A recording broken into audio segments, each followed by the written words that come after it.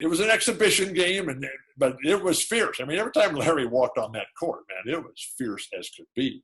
And so he was rolling and rocking, and the place was just jumping, and the scoreboard was bouncing, and it's an exhibition game, and I had just come from 6 years with Donald Sterling and the Clippers, and I'm saying, oh my gosh, and I could hear the fans chanting, and so I go up to Larry, and I say, hey, Larry, I hear the fans, but I can't make it out. Are they chanting Jerry, Jerry, Jerry? And he looked at me with this enraged look, and he said, no, they're chanting my name, and you better get used to that. And then he turned and banked in a three.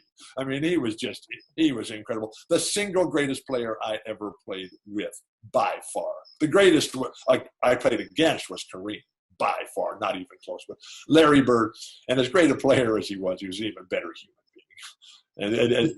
And to be able to know someone, as special as that. But when you're on a championship team, and I've been lucky, I was on championship teams all through elementary school, high school, college, NBA. Those teams you never forget.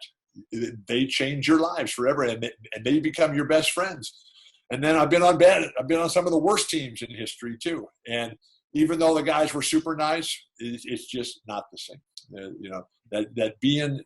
That being part of the championship team. But I've tried to make as much peace as I possibly can and could with the teammates that I was not able to help them win the championship, because I take my responsibilities as a player, as a team member, very seriously.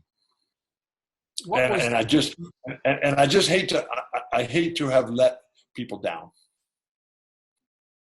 From a pure basketball standpoint, what was the most fun about playing with Larry? Just as a basketball. Yeah. So this, Bob, goes to your one takeaway from John Wooden. There's no one thing. It's endless. But the thing that really, I think the thing that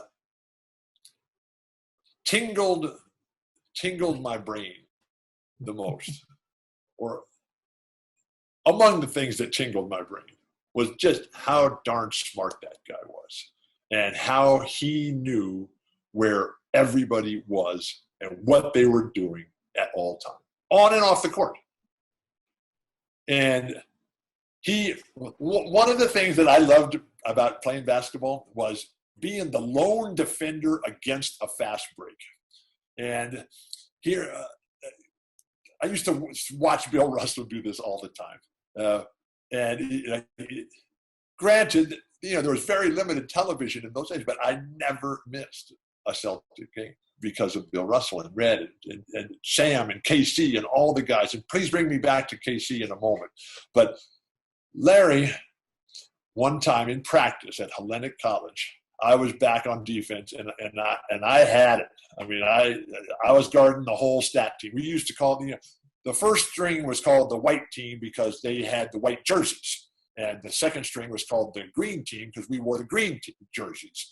And so we used to call the green team would call the white team the stat team, because we felt that they were only interested in their own statistical accomplishments and selfishness. And so there was a lot of trash talking going on, and they were coming at me on a fast break, and it was Larry and Kevin and Danny and Chief and DJ. They're all coming at me, and my guys weren't even coming back, but I had them, and I was going to stop them, and I had them all, every angle covered.